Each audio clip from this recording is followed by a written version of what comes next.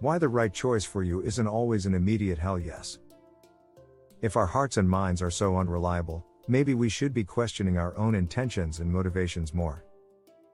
If we're all wrong, all the time, then isn't self-skepticism and the rigorous challenging of our own beliefs and assumptions the only logical route to progress? Mark Manson. I often hear people encourage others with the following advice: if it's not a hell yes, it's a no.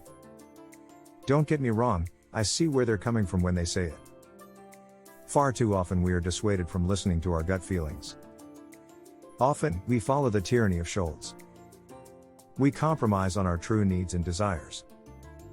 We talk the inner voice away in favor of what's expected of us. And yet I also see how this well-intended nugget of wisdom eliminates gray area. The more black and white view of the world that it inadvertently espouses may not be entirely helpful to everyone, especially those who struggle with depression or anxiety. Sometimes a maybe or an underwhelmed response means I don't really want to do this. Other times it can mean I'm having complicated feelings that are worth unpacking and investigating.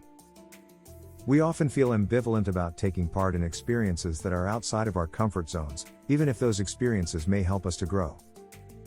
Our moods or current struggles can affect our commitment to activities we might ordinarily enjoy.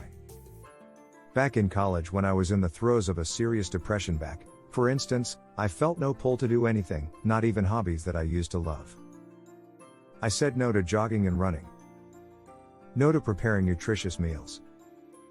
No to any experience that might bring me outside of my safe cocoon.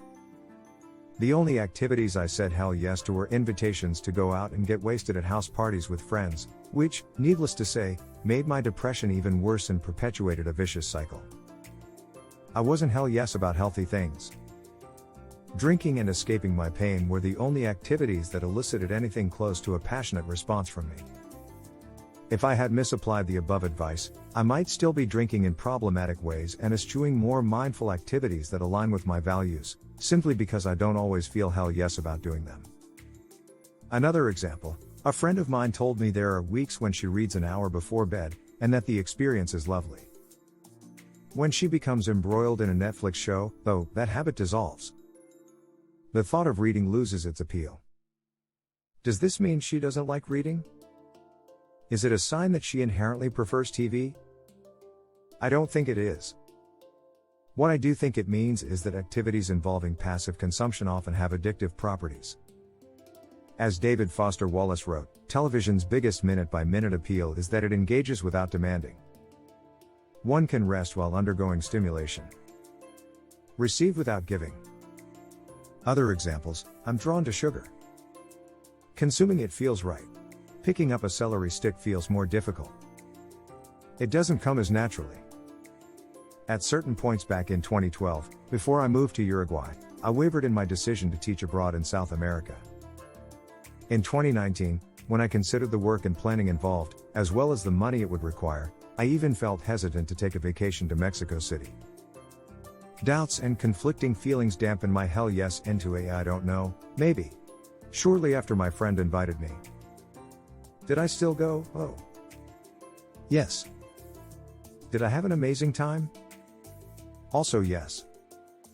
Do I wish I could go back? 100%. My point is this: don't let ambivalence or a lack of hell yes convince you that you must just not really want to do something. For those of us with mental health struggles, it's important to develop trust in our inner knowing. However, it's also important to remember that our not always benevolent impulses sometimes masquerade as wise intuition. Even though we might pick up on a bad feeling, we never know what that bad feeling means. It could mean so many things. Instincts never come with clear instructions. That's why it's so hard to just listen to them. Listen to what?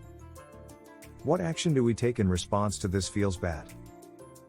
As for the hell yeses, especially for those of us with a history of mental health problems or addictive tendencies, immediate impulses and strong instantaneous reactions at times warrant further unpacking before being acted upon or blindly obeyed. It's just not always true that they unequivocally have our best long-term interests in mind. A lack of an instant hell yes doesn't necessarily signify that something isn't right for us. It's important that we allow room in our lives for the gray area, so as to ultimately act in alignment with our highest selves.